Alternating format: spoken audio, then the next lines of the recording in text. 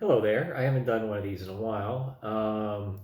This is interesting news to me, at least, because the Order of Canada is very much like knighthood or uh, some ordained title from a sovereign.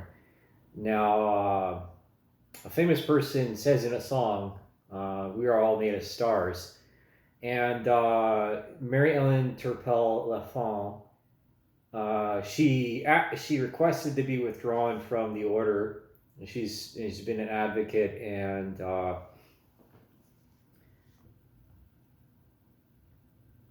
a champion for Native people and children. Let's see. So, prominent scholar and former judge. This is like cancel culture. It's very touchy. People are so touchy these days. It doesn't, everything, the personal is political, and it becomes extremely annoying and tiresome and just so exhausting. And this is why I haven't really done a video for the history of propaganda in a while. Um, and, it's just coincidence that I'm wearing orange. Orange is one of my favorite colors. It really is. And like there's Phantasmagorgy behind me in a near finished state after about 6.5 months of time. Now it's only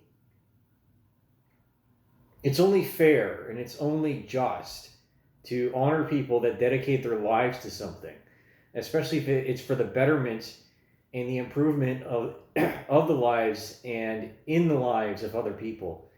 Um, so I'm reading the article here from the CBC, and the whole kerfuffle is about her claiming some sort of some affiliation uh, to native ancestry, but you have to account for the fact that, well, at one point in time, the Métis population was one of the largest groups in Canada. I'd say after Upper and Lower Canada. Let's see. So this is 21. This is from Statistics Canada, the daily. 2021 census counted 5% of the total population, up from 4.9.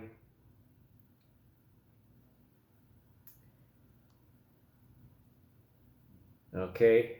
And basically, people like anyone west of Manitoba, has a finger of native blood in them because of the métier.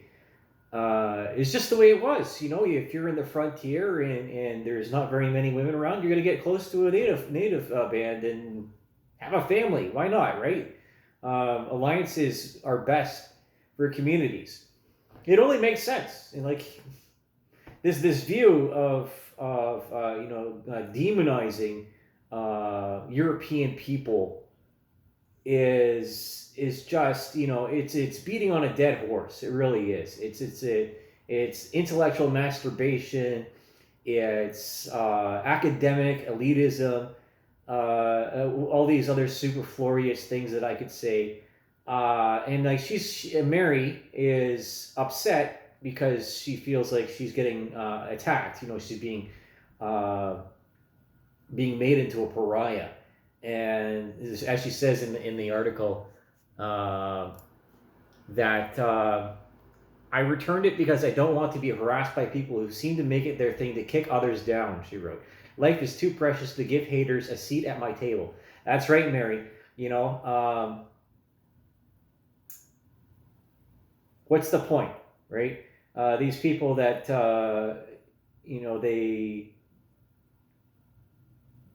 they symbolize, well, they take on the characteristics of psychopathy, and they make it their life force to just tear everyone else down. To be the contrarian at all costs, no matter what. The controversy being the currency of the internet. Um, but the internet is not real life. It is not. It is not physical reality. It's only an extension of ourselves, right? It's the human network. So like this is where things like the censorship bill and how you can't share articles on Facebook anymore, or X, or wherever else. You still share them on LinkedIn, which is interesting. But it's just like,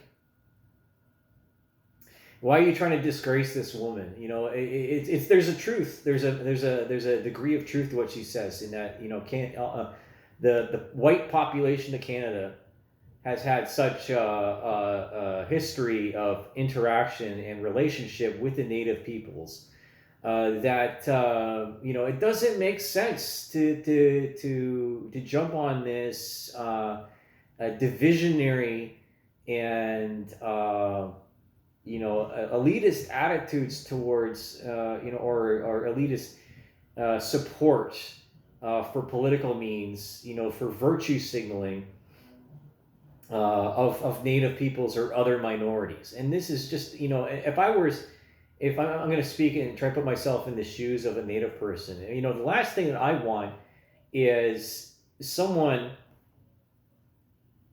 to make both sides look stupid because of a lack of information.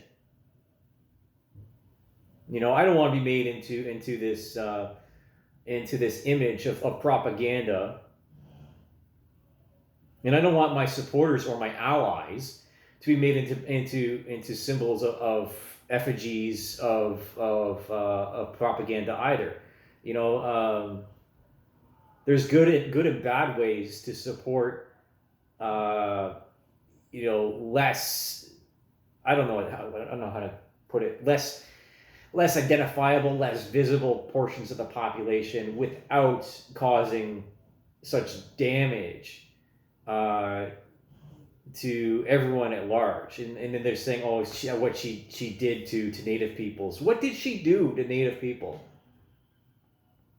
Oh, that's the no true Scotsman thing. Is that got a certain, there's no such thing. She's not native. There's no natives. There's no white natives in Canada.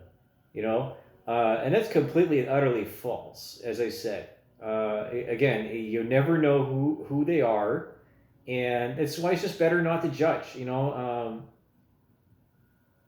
If it comes down to it, yeah, sure, go into an interrogation and cause a fuss, ruffle some feathers, make a big thing out of it.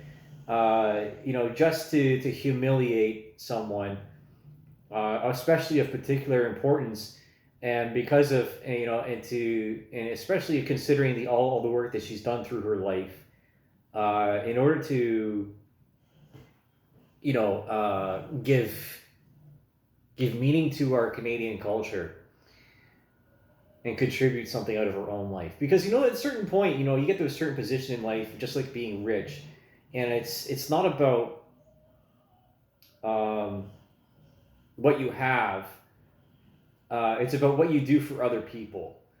Because what can I say? It's once you have enough resources, it gets very boring. There's not a lot of motivation when everything is just taken for granted. It's all given to you. And you're not working for anything. You're not striving for improvement. You don't have any set goals. You're not exercising discipline.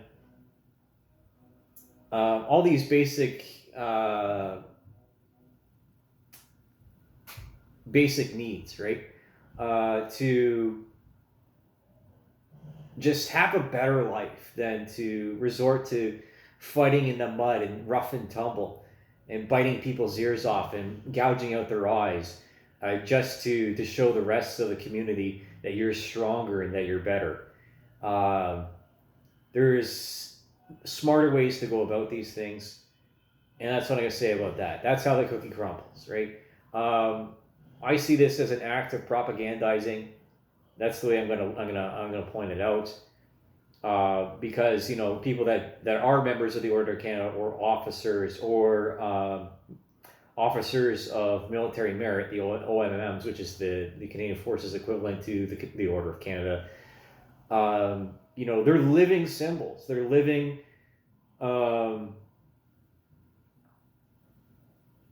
living statues of who we should all strive to be and what we should all try to do with our lives. And that's enough pressure already. It's again, I think about this a lot, and this is what debilitates me in my moments of not being able to sleep at night is stop making stupid people famous. We have to stop making stupid people famous.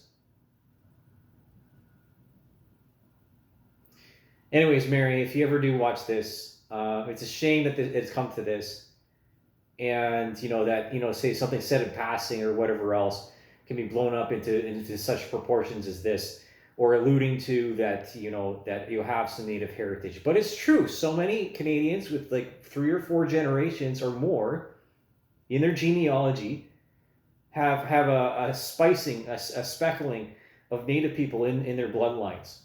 That's the truth, because Canada is the village. Is it not? It's the village, and it's nothing without natives. And I'm not just saying that to blow smoke up people's asses. So, anyways, that's it. Take care of yourself. And sooner or later, I'll do another full episode of History Propaganda, but we'll just keep this at a short one. Thanks for watching. I'm going to go for a run now in the dark. Yeah. And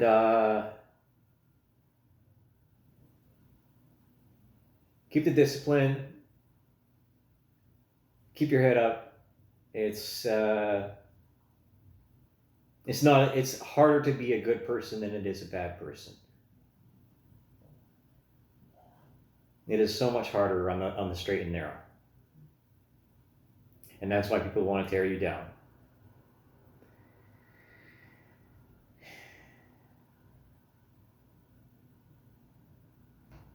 See ya.